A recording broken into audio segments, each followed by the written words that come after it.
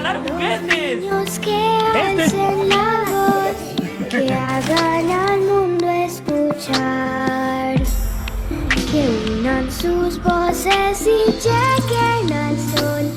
En ellos está la